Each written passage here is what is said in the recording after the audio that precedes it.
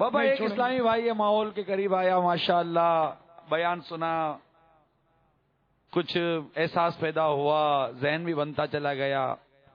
اب اس کی ایک فیلنگس ہیں، وہ کچھ چاہتا ہے بابا. وہ چاہتا ہے کہ میں جس ادارے میں پڑھنے جا رہا ہوں جوان جوان لڑکیاں آتی ہیں، کو ایجوکیشن ہے، ذہن بن گیا اس کا. اب وہ کہتا ہے بابا کو ایسا وظیفہ بتائیے، کوئی ایسا عمل بتائیے کہ میں اس ادارے میں جو ہمیں پڑھ رہا ہوں وہاں جوان جوان بے پردہ لڑکیاں بھی آتی ہیں، یہ سب کچھ چل رہا ہوتا ہے، اب میں چاہتا نہیں ہوگا میں لڑکیاں دیکھوں. کوئی سی صورت ہوگا بابا کہ یہ بد نگاہی سے بچ جائے، جہاں جا رہا ہے وہاں جاتے جاتے کوئی ہے طریقہ.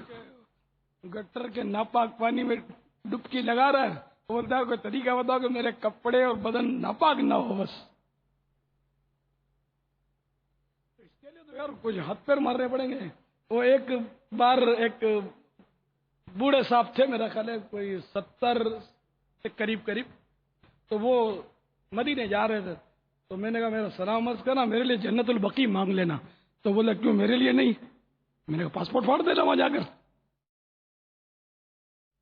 سرکار سے بس درخواست کرنے کا میں بوڑھا ہو گیا ہوں، مجھے جنت البقیع چاہیے. تو انہوں نے بات ہی پلٹ دی. تو کچھ کرنا نہیں ہے پھر پاسپورٹ پھاڑنا بقیع کے لیے ضروری نہیں ہے. مرنے کے لیے تیار کوئی نہیں ہے، بقیع سب کو چاہیے. تو مرے بغیر بقیع تھوڑی ملے گی.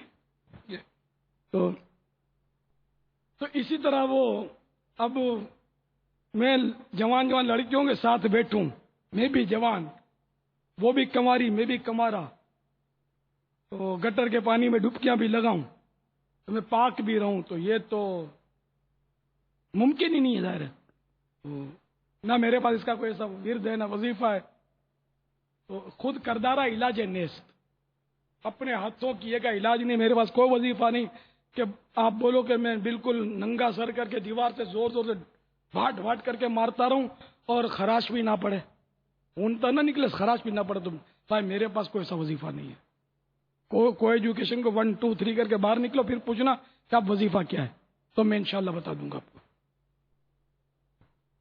واللہ تعالی اعلم ورسولہ اعلم عز وجل وصلی اللہ تعالی علیہ وآلہ وسلم. صلو علی الحبیب صلی اللہ تعالی علی محمد.